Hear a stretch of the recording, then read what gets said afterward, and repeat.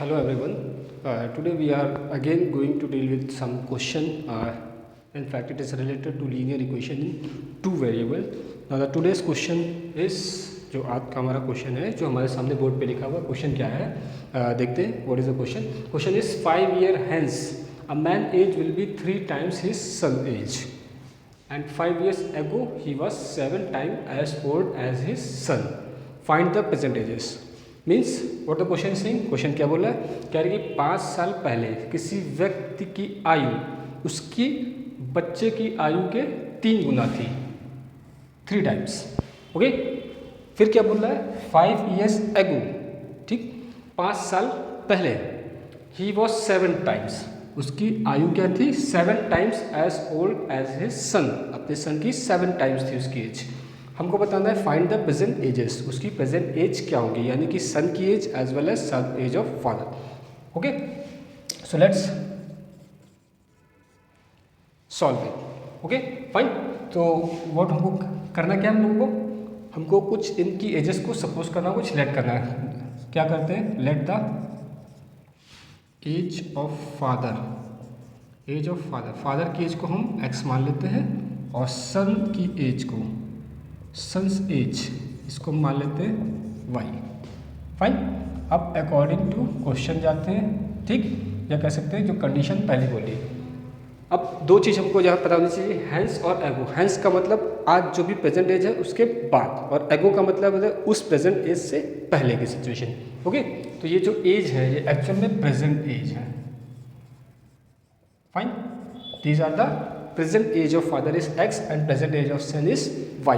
सो पहले जो कंडीशन है, जो पहली कंडीशन बन रही है उसके अकॉर्डिंग है 5 year हैंस, आज से 5 साल बाद. तो 5 साल बाद की बात करें तो प्रेजेंट एज अगर फादर की x है तो 5 साल बाद क्या होगी, उनकी 5 साल एज बढ़ जाएगी.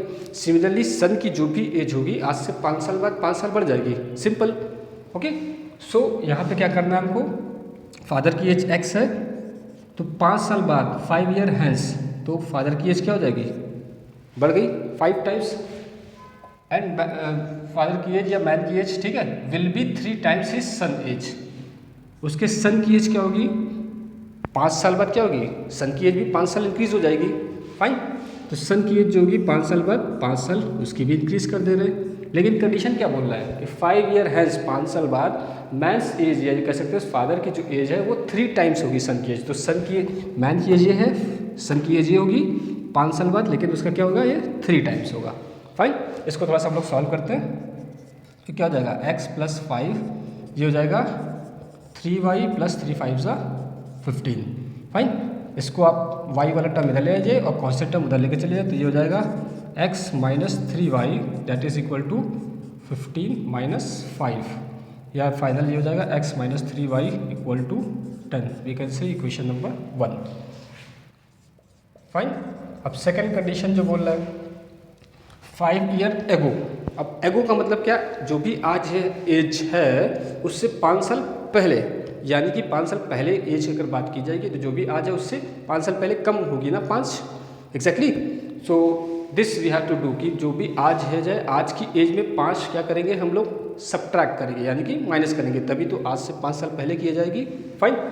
तो यहाँ पे क्या करना है हमको, 5 years ago ही वॉज 7 टाइम्स एज. तो सबसे पहले हमको निकालना है कि 5 years ago मैन की एज या फादर की एज क्या थी और सन की एज क्या रहेगी. तो 5 years ago बात करें तो फादर की एज क्या होगी, जो भी आज प्रेजेंट एज x थी इसमें से 5 कम हो जाएगी क्योंकि 5 साल पहले की बात कर रहे हैं. उसी तरीके से सन की एज की बात करें तो सन की जो भी एज होगी 5 साल पहले जो भी आज थी उससे 5 कम हो जाएगी.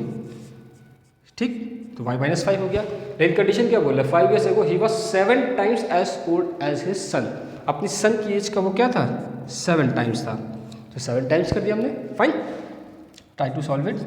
x - 5 एंड मल्टीप्लाई होगा ब्रैकेट के अंदर, तो ये हो जाएगा 7y - 7 × 5 this is 35. Again variable को इधर ले आइए, कॉन्स्टेंट टर्म को उधर ले जाए, मूव करते हैं, तो ये हो जाएगा x - 7y, ये इधर आके साइन चेंज होगा, माइनस हो जाएगा, और ये उधर जाएगा तो क्या हो जाएगा, पॉजिटिव साइन -35, और उधर जाके क्या हो जाएगा, +5. फाइन. फर्दर इसको और सिंप्लीफाई करें, x - 7y इक्वल टू क्या, -35 + 5 is -30. This is equation number 2. So हमारे पास दो इक्वेशन आ गई, एक x minus 3y is equal to 10 and second equation is x minus 7y is equal to minus 30। अब हमको क्या करना है, इन इक्वेशंस को सॉल्व करना है। ठीक, we have to solve this two equation. अगर आप ध्यान से देखो, इसको सिंपली आप आसानी से सॉल्व कर सकते हैं। इस इक्वेशन में से इसको माइनस कीजिए या इसमें से इसको माइनस कीजिए, जो भी आप करना चाहें। ठीक, हम क्या करते हैं, सब्ट्रैक्टिंग इक्वेशन 2 फ्रॉम इक्वेशन 1। क्यों कर रहे हैं, उसका रीज़न क्या है, यहाँ पे देखिए x है, यहाँ पे x है, इनका जो कोफिशिएंट है दोनों का 1 1 है, सेम है, साइन भी सेम है, तो सिंपली सब्ट्रैक्ट करेंगे तो आपस में कैंसिल आउट हो जाएंगे और सिर्फ y बचेगा और y की वैल्यू आ जाएगी। फिर उसको फिर दूसरी इक्वेशन में सब्स्टिट्यूट करेंगे और x मिल जाएगा। This is elimination method. Okay, so क्या करते हैं, सब्ट्रैक्टिंग इक्वेशन 2 फ्रॉम इक्वेशन 1। हम क्या करते हैं, subtracting equation 2 from equation 1। Equation 2 को इक्वेशन 1 से सब्ट्रैक्ट करें तो देखिए क्या होगा, x में से x माइनस हो जाएगा।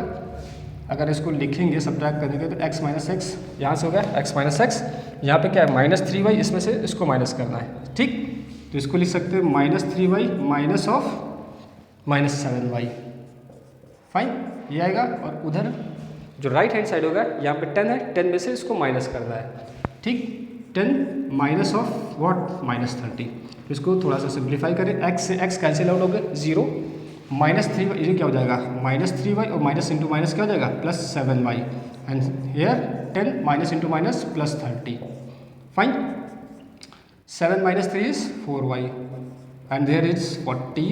So you will simplify y equal to 40 upon 4 and that is equal to 4 10 ja 40, 10. So y is 10 and y is the age of sun. Fine. Now substitute this value of y and again in any equation you can put. किसी भी equation में हम इस value को रख सकते हैं। हम लोग इसको इक्वेशन 1 में रखते हैं। फाइन, पुटिंग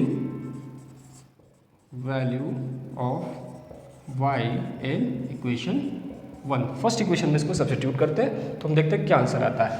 आंसर क्या हो जाएगा, x माइनस 3 है इंटू वाई, तो 3 वैल्यू और y की वैल्यू हमारी क्या आ गई 10, यहाँ पे वैल्यू रख दी और इक्वल टू क्या है 10, दैट इज 10।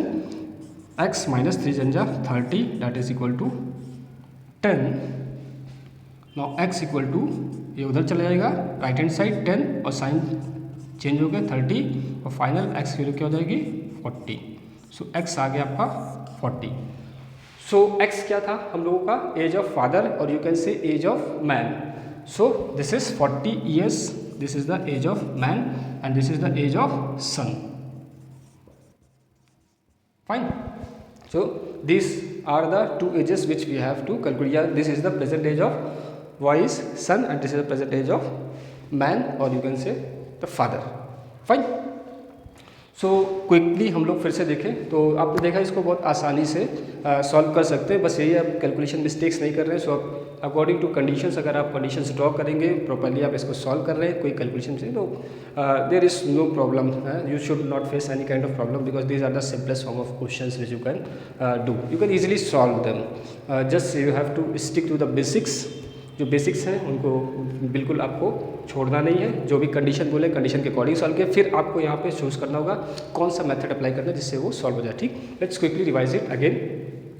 क्या यहाँ पे दिया था कि 5 साल, जो क्वेश्चन था हमारे पास क्या था, 5 साल 5 ईयर हैंस, 5 साल बाद जो व्यक्ति की एज है अपने बच्चे की एज के 3 गुना हो जा रही है और 5 ईयर्स अगो और 5 साल पहले जो है उसकी अपने बच्चे की एज का 7 टाइम्स थी। तो हमको प्रेजेंट एजेस मान गई।